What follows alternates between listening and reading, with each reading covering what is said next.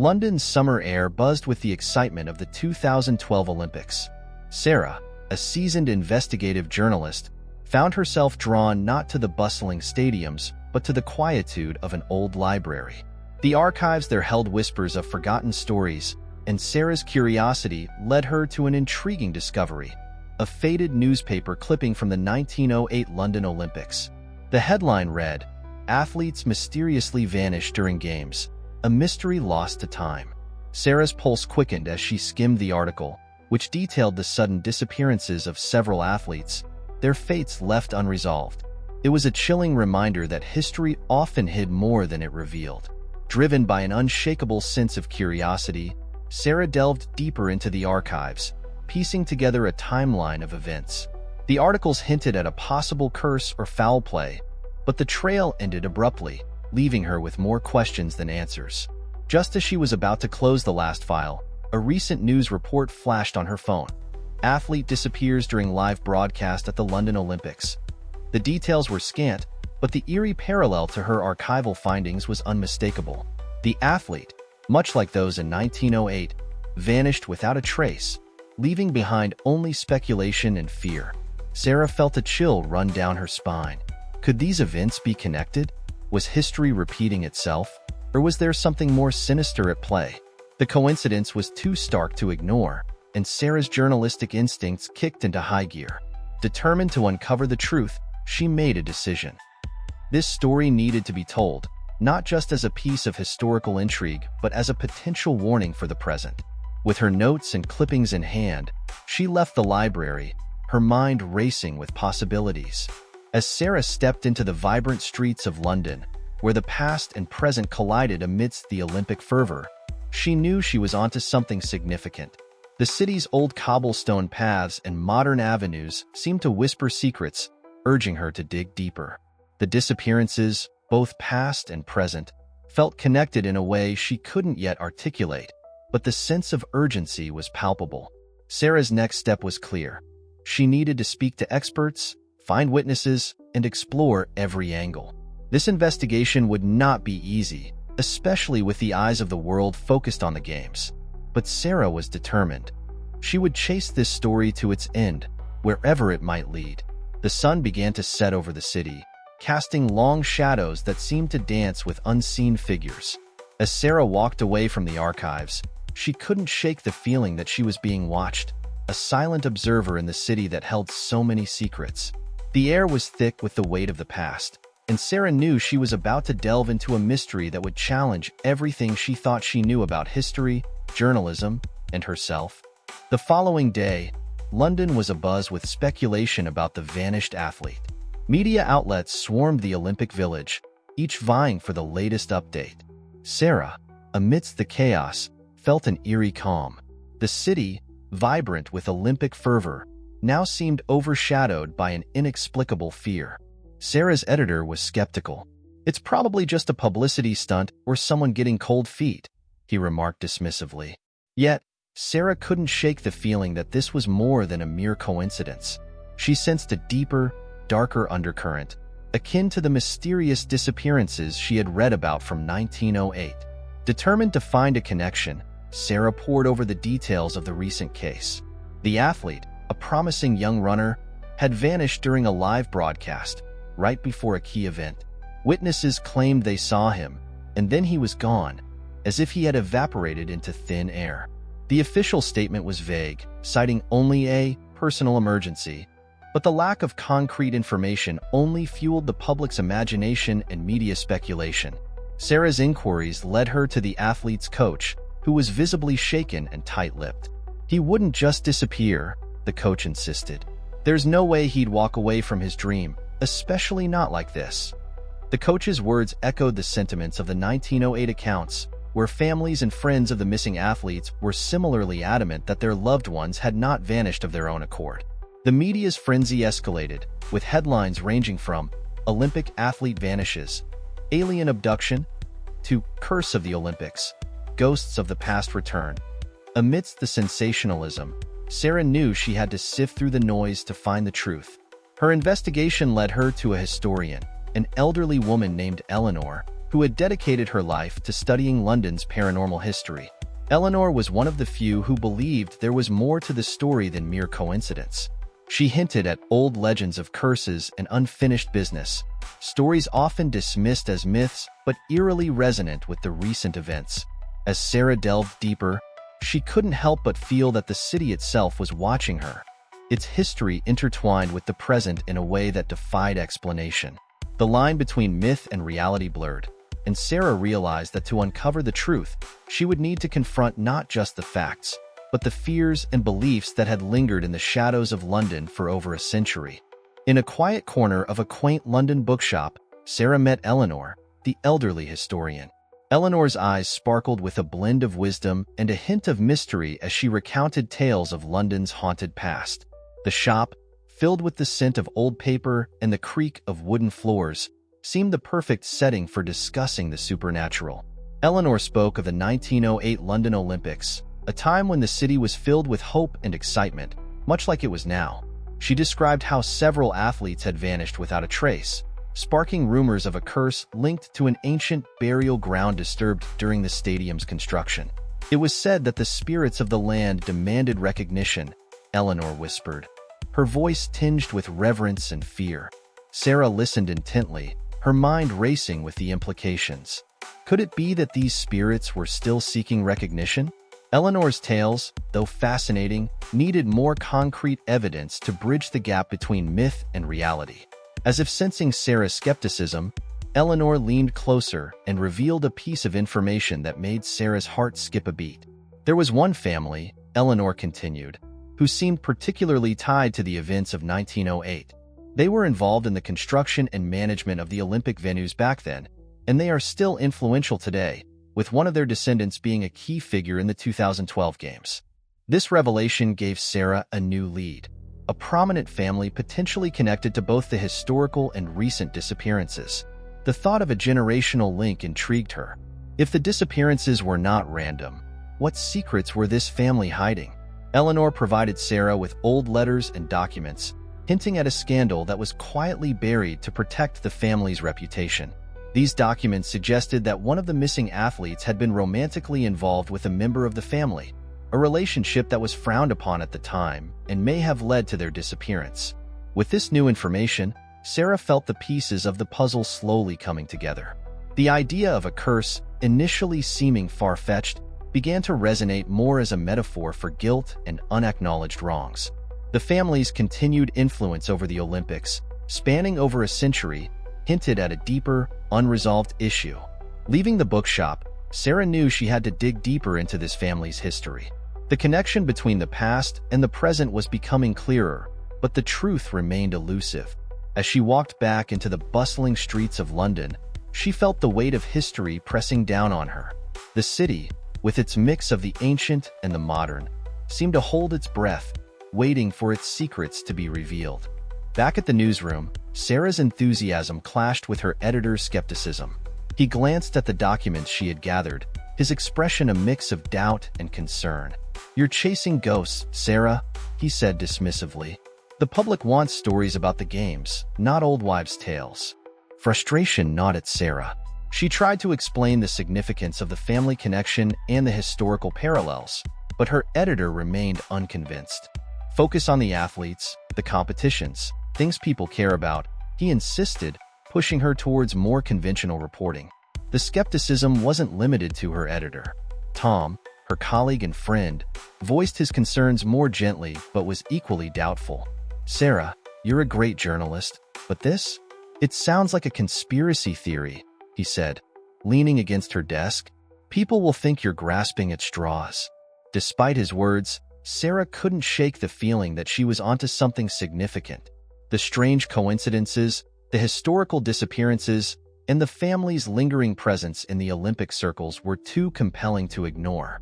She felt as if she was standing on the edge of a major revelation, one that connected past injustices with present-day mysteries. Her determination only grew when she met with Inspector Harding, the officer in charge of investigating the recent disappearance. Harding was courteous but dismissive of any supernatural explanations. "The family angle is interesting," he conceded, but we need to focus on solid leads, not ghost stories.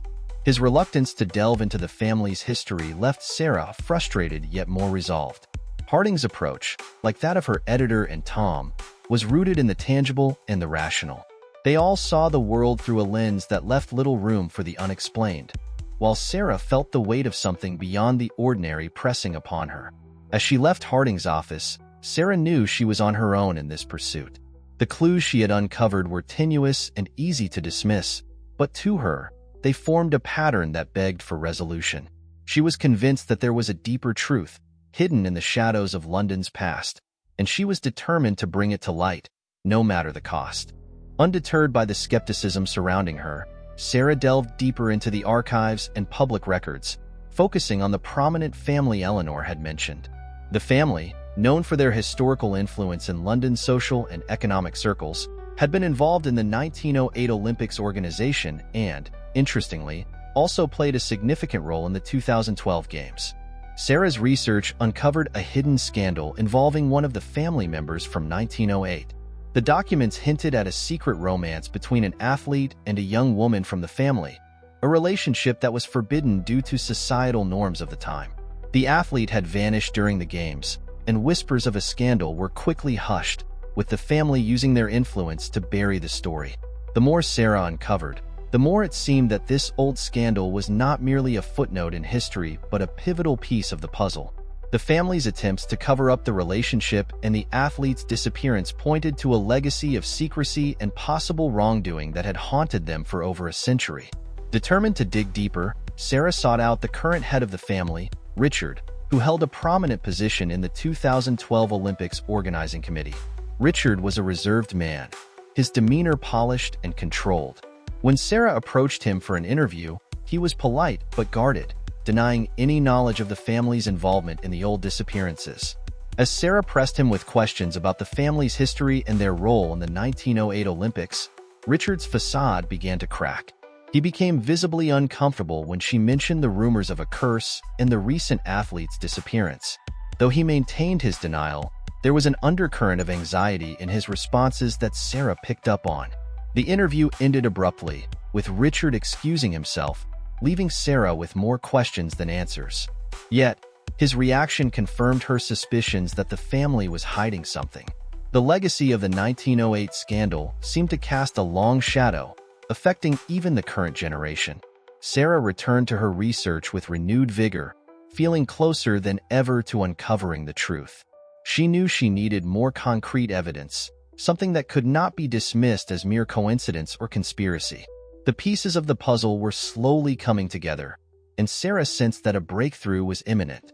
As she left the family's estate, the weight of history felt palpable, pressing down on her with each step. The city around her seemed to pulse with hidden energies, the past and present intertwined in a dance that Sarah was determined to unravel. The truth was there, just beneath the surface, waiting to be revealed. The tension around Sarah's investigation reached a boiling point when she received an urgent call from her editor. The newsroom was in chaos. Her findings had been leaked to the press, sparking a media frenzy. Headlines blared sensational claims about curses and supernatural influences on the Olympics, distorting her careful research into tabloid fodder. Sarah was stunned and outraged, suspecting Inspector Harding might have been involved. The leak put her credibility on the line and made it nearly impossible to continue her investigation under the media's glaring spotlight. Her editor, angry and worried about the newspaper's reputation, reprimanded her harshly, accusing her of chasing fantasies and jeopardizing their journalistic integrity. Feeling betrayed and isolated, Sarah retreated to her apartment, where she found an unexpected ally in Tom.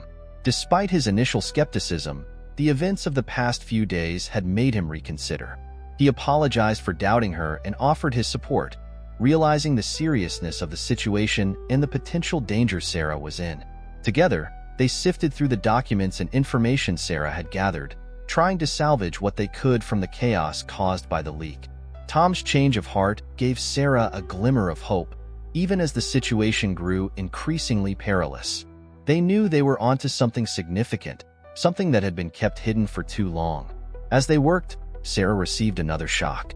An anonymous source sent her an old photograph, taken during the 1908 Olympics, showing the missing athlete and the young woman from the prominent family together. The photograph was accompanied by a cryptic note: "The truth is buried but not forgotten." This new piece of evidence suggested that the scandal was real and that someone else was aware of the family's dark secret. The note hinted at more information yet to be revealed, potentially from someone within the family or with close ties to it.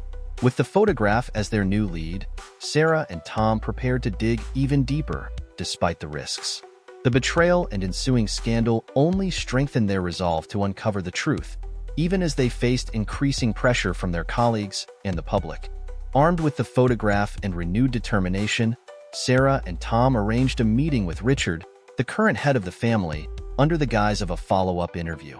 This time, they confronted him directly with the evidence of the old scandal and the recent anonymous note, hoping to elicit a more honest response. Richard, visibly shaken by the photograph, finally relented. He admitted that the family had indeed been involved in a cover-up during the 1908 Olympics. The missing athlete, William, had been in a relationship with Richard's great-aunt, a love affair that was forbidden due to class and racial prejudices of the time. When William disappeared, the family had used their influence to suppress the scandal, fearing it would tarnish their reputation. Richard revealed that there had been long-standing rumors within the family about a curse tied to William's disappearance, a curse believed to manifest whenever the family was involved in the Olympics. This superstition had been dismissed by most as mere folklore, yet recent events had brought it back to the forefront. As Richard spoke, Sarah sensed a deep-seated fear and guilt that seemed to have been passed down through generations. The family's silence had only deepened the mystery and the curse's grip on their legacy. Richard confessed that he had been trying to keep the past buried, hoping it would fade away, but the recent disappearances suggested that something unresolved remained. Sarah and Tom pressed for more information, and Richard reluctantly mentioned an old family ritual that was said to appease restless spirits. This ritual, though never publicly acknowledged, was a last-ditch attempt by the family to lay the curse to rest. Richard provided them with an address, a remote estate owned by the family, where the ritual had been performed in secret. With this new lead, Sarah and Tom felt they were on the brink of uncovering the full truth. The estate, shrouded in mystery and seldom visited, seemed to hold the key to resolving the events of both the past and present. Richard's confession and the ritual's existence pointed to a long-hidden history of guilt, fear, and attempts at atonement. As they prepared to leave, Richard implored them to proceed cautiously. The family, he warned, was not ready for this truth to come to light, and there were still those who would go to great lengths to keep the past buried. Leaving the family's estate, Sarah and Tom knew they had to act quickly. The ritual was their best chance to end the curse, but the path ahead was fraught with danger. The line between history and the supernatural blurred, and the stakes were higher than ever. Sarah and Tom arrived at the remote estate as dusk settled, casting long shadows over the old manor. The air was thick with anticipation and an unspoken fear, the kind that comes with treading on forbidden ground. The estate, a relic of the past, stood silent and imposing, its history wrapped in the aura of secrecy and unresolved tragedies. Inside, they found an ancient, dusty library filled with old books and artifacts. In the center of the room stood a large wooden table, upon which lay a tattered leather-bound book. Richard had mentioned this book as the key to performing the ritual, an old family grimoire detailing rites meant to appease disturbed spirits. As they prepared, Sarah couldn't shake the feeling of being watched. The house seemed alive with whispers, as if the walls themselves were murmuring secrets long forgotten. They opened the grimoire, finding detailed instructions for a ritual that required specific items, many of which were already in the room: candles, herbs, and an old family heirloom that once belonged to William. With everything in place, they began the ritual, lighting candles and reciting the incantations from the book. As they did, the atmosphere in the room grew heavy, the air thickening as if charged with electricity. The flickering candlelight cast eerie shadows on the walls, and the temperature dropped, sending a chill down their spines. Suddenly, the flames on the candles surged, and a gust of wind blew through the room, extinguishing the light. In the darkness, Sarah felt a presence, an oppressive force that seemed to press down on her, filling the air with a sense of mourning and unrest. She and Tom struggled to relight the candles, their hands shaking with a mix of fear and determination. As the light returned, they saw something that made their blood run cold. A figure stood at the edge of the room, translucent and ethereal, watching them with eyes full of sorrow. It was William, or at least a spectral echo of him, a manifestation of the restless spirit that had haunted the family for generations. The ritual seemed to have summoned him, but the energy in the room suggested that something was still unresolved. Sarah realized that mere ritualistic appeasement was not enough. They needed to acknowledge the injustice done to William and the love that had been denied. She began to speak, addressing the spirit directly, apologizing for the pain and suffering that had been caused, both by the family and by the societal prejudices of the time. As she spoke, the oppressive feeling began to lift, and William's figure seemed to grow more solid, his expression softening. The air in the room lightened, and the candles burned brighter, casting a warm glow. The ritual was not just about words or actions. It was about acknowledging the truth and seeking forgiveness. Eleanor arrived, seemingly out of nowhere, with a serene expression on her face. She had been following their investigation from afar, guided by a deeper understanding of the spiritual connections at play. Eleanor joined them, offering prayers and words of peace, helping to guide the spirit towards rest. Together, they completed the ritual, and the room was filled with a soft light, a gentle warmth that spoke of forgiveness and release. The figure of William smiled briefly before fading away, leaving behind a sense of calm and resolution. The curse, it seemed, had been lifted, the restless spirits appeased. As dawn broke over the estate, the atmosphere felt transformed. The oppressive weight that had hung in the air was gone, replaced by a peaceful stillness. Sarah, Tom, and Eleanor stood together in the quiet morning light, reflecting on the events that had transpired. The ritual had worked, not just in lifting the curse, but in bringing a long-overdue resolution to a story buried in the annals of history.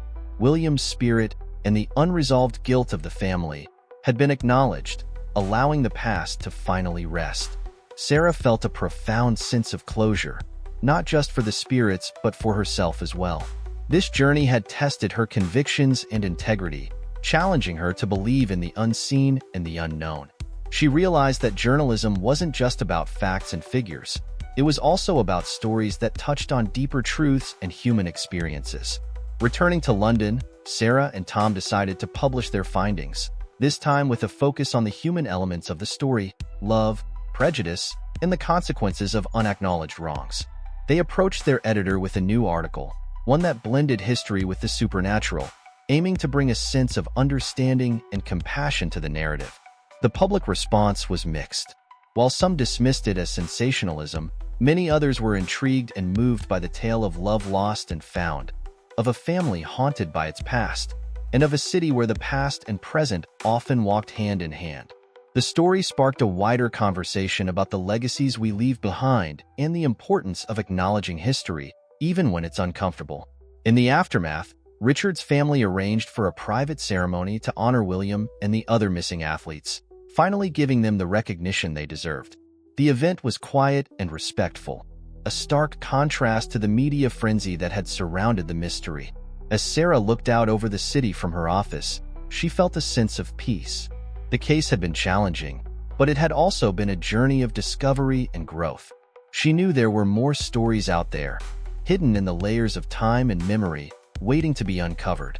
One day, a letter arrived at her desk. It was from Eleanor, who had returned to her quiet life.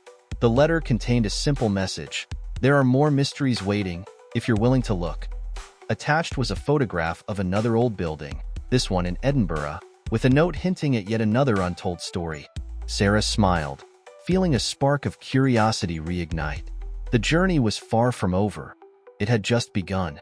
If you enjoyed unraveling this, you're in for another spine-tingling tale.